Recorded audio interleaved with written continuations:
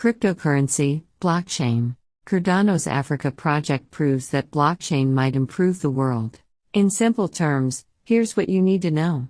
Photo by Thomas Sonimbo from Pexels, edited by the author. Pitch of this article: you'll learn what one of the significant factors for first world prosperity is, how blockchain works in simple terms, and how the Cardano blockchain is in the process of improving Ethiopia's infrastructure drastically. Ready? Let's start with a simple question. What constitutes the wealth of the West? Is it the material prosperity we have?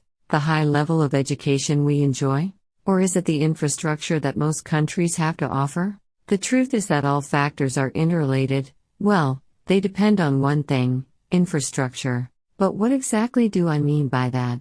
Infrastructure refers to all non-material institutions, facilities, and systems that are essential to society. If you want to start a business, you contact the tax office. If you want to get a recognized degree, you go to a university.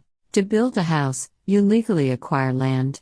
None of this is self-evident, but it is one of the foundations of our prosperity. Infrastructure is a main driver of economical development. Let's have a look at the situation in poorer countries. In many third world countries, you effectively have no property when you buy land. For example, there is a lack of the necessary bureaucracy, and often the authorities are corrupt.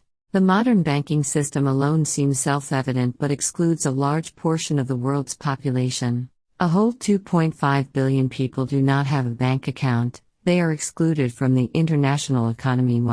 The reason? The reality of life for the billions of poor people is not profitable for the big banks. Transactions are more complex than we think and involve high costs, so they are not even conceivable for many developing countries.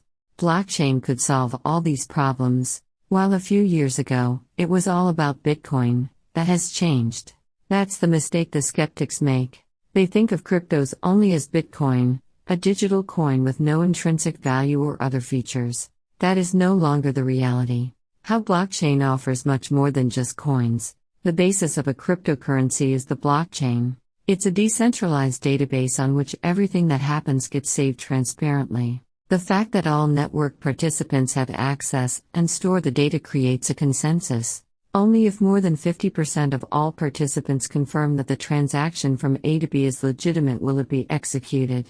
But what if the majority of participants want to manipulate the blockchain? This is called a 50+1 or 51% attack. 3. Since consensus depends on the majority of participants, it can be manipulated. The good news is that this manipulation is not in the interest of the participants. If the cryptocurrency transactions are tampered with, the currency will become virtually worthless. Since the participants usually have massive holdings themselves, they would be shooting themselves in the foot. But what does it have to do with things like documents? If you can have consensus on transactions, you can have consensus on other content in the blockchain. Smart contracts and NFTs are the best examples of this. Thanks to blockchain, we can also store documents in a decentralized way. Shared consensus and digital retrievability create protection against forgery. I think now it's clear that blockchain technology can have real benefits in business. But away from capitalism, it can also be used for humanitarian purposes and expand the infrastructure of developing countries. Here is how it's happening right now. Cardano's Africa mission.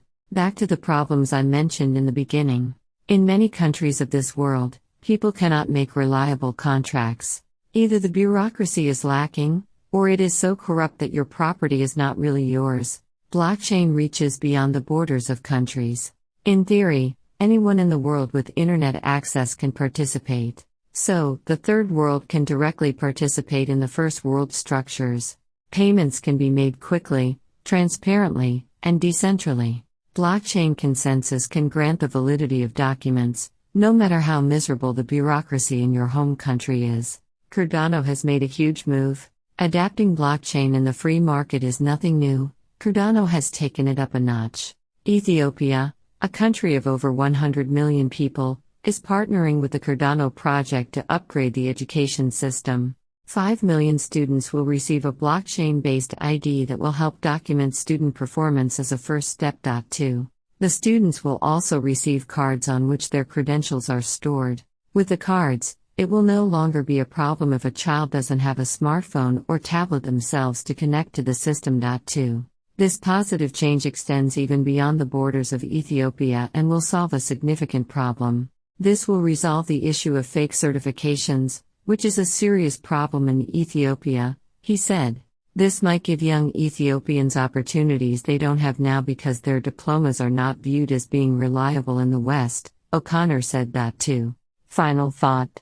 The topic of blockchain and cryptocurrencies is dividing society, or at least the 3% who know what it's about. I hope I could prove something to you with this article. Blockchain is much more than just digital currency, it even has the potential to change the world for the better. Unfortunately, many people are not even aware of all this. Still, our discussions revolve around the high energy consumption of the Bitcoin network. Few people are aware that blockchains like Cardano function pretty differently than Bitcoin and consume only a fraction of the energy thanks to a different algorithm. These systems can preserve a